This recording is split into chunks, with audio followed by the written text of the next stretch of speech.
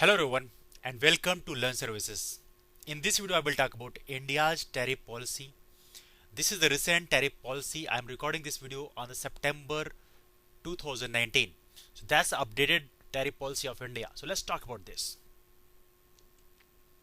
The World Trade Organization estimates that India's applied most favored nation import tariff are 13.8% and highest of any major economy. This is according to World Trade Organization. The Government of India Foreign Trade Development and Regulation Act and India's export-import policy govern the import tariff.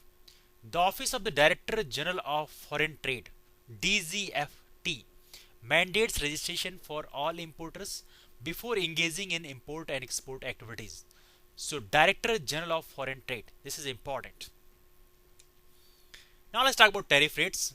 The tariff structure of general application is composed of a basic custom duty, that is called BCD, an additional duty, a special additional duty, and an educational assessment, that is called Cess. So in 2018, Indian government is in cooperation with the Federation of Indian Exports (FIEO) debuted its India Trade Portal. And if you want to see India Trade Portal, you can visit indiatradeportal.in and publishes applied tariffs and other customs duty rates applicable to imports. The India Trade Portal provides information on the latest tariff and duty rates by harmonized system, that is called HSC, Harmonized System Codes. Now, India also maintains the web-based Indian Custom Electronic Commerce. Indian Customs Electronic Commerce, that is Electronic Data Interchange Gateway, known as ICEGATE.government.in. It provides options for calculating duty rates, electronic filling of certain import declarations and shipping bills, that is export goods declaration, electronic payment, and online verification of import and export licenses. Now, India is also building a single window for customs document, and as a result of this process, India now only requires 3 documents for importers and exporters for approvals from 13 separate government agencies that are currently incorporated into single window to reduce the customs processing time. Now, after ratifying the WTO agreement on trade facilitation (TFA) in April 2016, India established the National Committee on Trade Facilitation, that is called NTFC, National Committee on Trade Facilitation, in August 2016. In July 2016, the NTFC debuted a roadmap for trade facilitation for India, and it will facilitate domestic coordination and implementation of TFA provisions. Now, India's tariff regime is also characterized by pronounced disparities between WTO bound rates and the most favored nation. So, bound rates and the most favored nation, applied rates charged at the border. According to the latest WTO data, India's average bound tariff rate is 48.5%, while at simple most favored nation average applied tariff is 13.8% as per the WTO's latest 2017 data available. Now, India's average WTO bound tariff for agricultural products is 113.5%. Applied rates are also relatively high, and on the trade weighted basis, the average agricultural tariff is 32.8%. In addition, while India has bound all agricultural tariff lines in the WTO, over 30% of India's non-agricultural tariff remain unbound. That is, there is no WTO ceiling on the rate.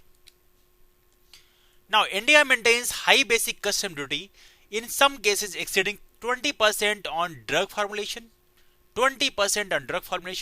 including lifestyle saving drugs and finished medicines listed on the World Health Organization's list of essential medicines. Now, the large gap between bound and applied tariff rates in the agricultural sector allows India to use tariff policy to make frequent adjustments to the level of protection provided to domestic producers, creating uncertainty for importers and exporters.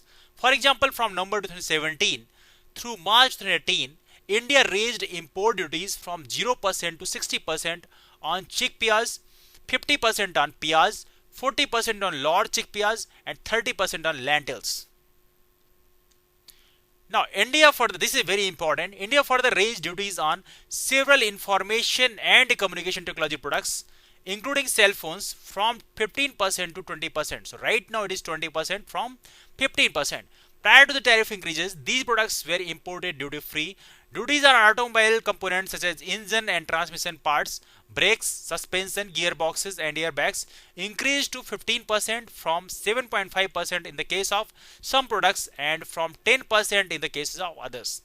In addition, a new 10% tariff on import labeled the Social Welfare Surcharge was instituted without public notice or consultation. The Social Welfare Surcharge is applied to the aggregate of duties, taxes, and cesses assessed on imports. So, this is about information and communication technology products.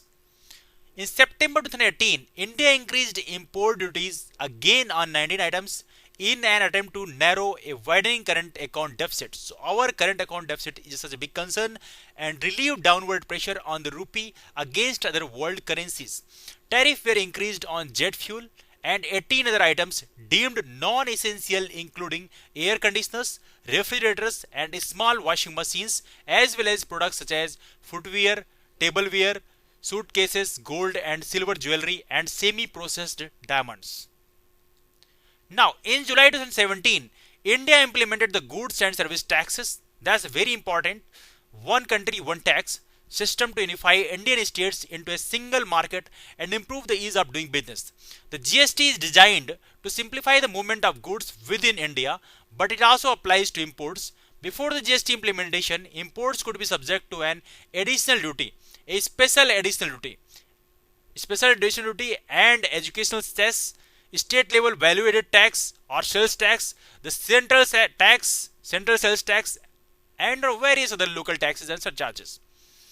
The new GST system subsumed a number of these charges, including the additional duty and the special additional duty that were previously levied on imports into the single GST. The tariff or basic custom duty continues to be assessed on imports separately and has not been incorporated into the GST.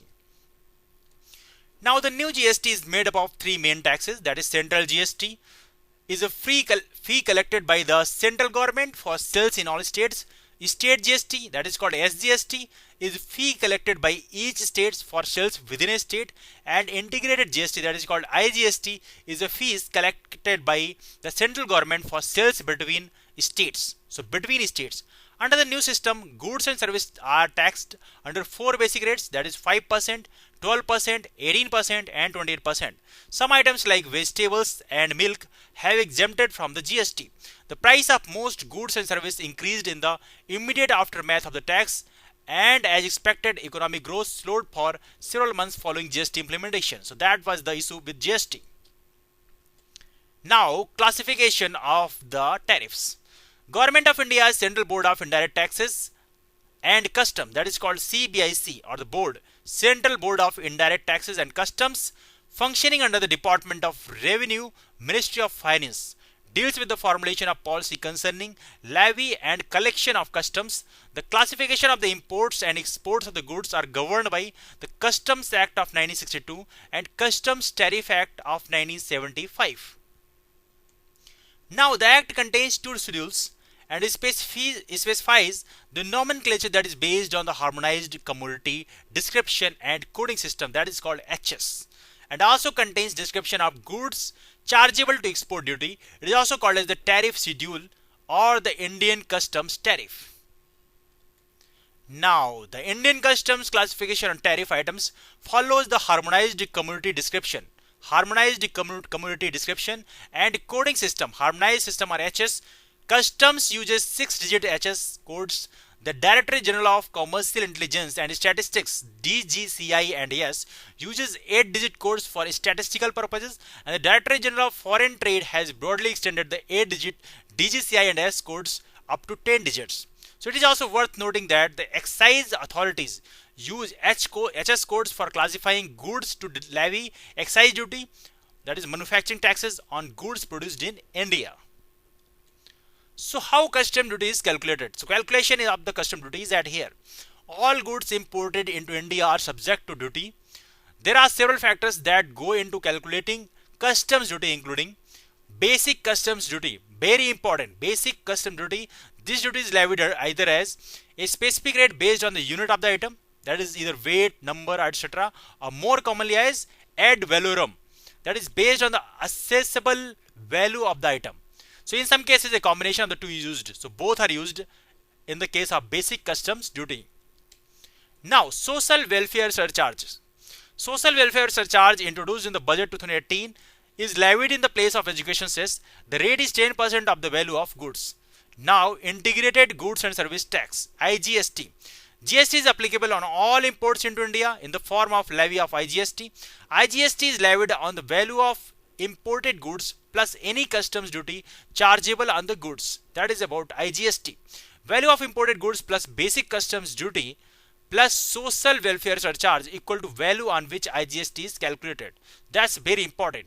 Value into IGST rate is equal to IGST payable. Okay. Now, GST Compensation Cess. What is GST Compensation Cess? So, GST Compensation Cess is a levy which will be applicable in addition to the regular GST taxes. So, GST Cess is levied on the supply of certain notified goods, mostly belonging to the luxury and demerit category. So, this is about GST Compensation Cess. Now, anti-dumping duty. What is anti-dumping duty? This is levied on specified goods imported from specified countries including the United States, China, to protect indigenous industry from injury. That is anti-dumping duty. Now, what is safeguard duty? That is also implemented over there. The Indian government may by notification impose a safeguard duty on articles after concluding that increased imported quantities and under current conditions will cause or threaten to cause serious injury to domestic industry. So that is for safeguard duty. Now, customs handling fee. That is important one. The Indian government assesses a 1% customs handling fee on all imports in addition to the applied customs duty. Now, what is total duty? Total duty therefore for most goods is total duty payable plus BCD plus customs handling fee. What is BCD? BCD is basic customs duty.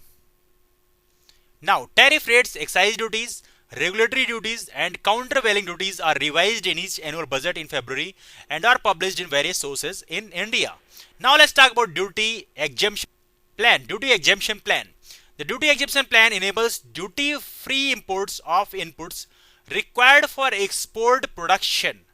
That is only for duty exemption plan for only for export production. Advance license is issued under the duty exemption plan. That is very important.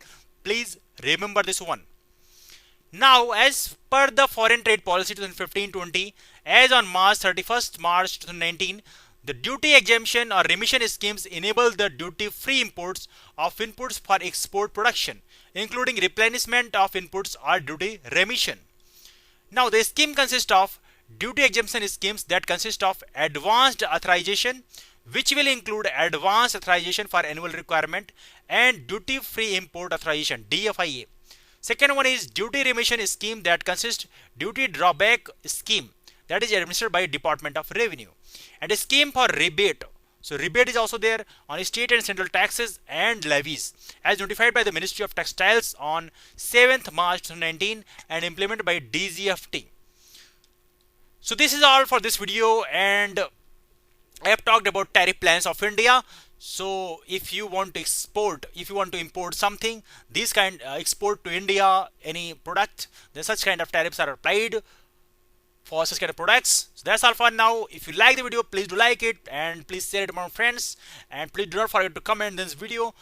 And if you have not subscribed the channel, please do subscribe the channel. Bye bye and take care.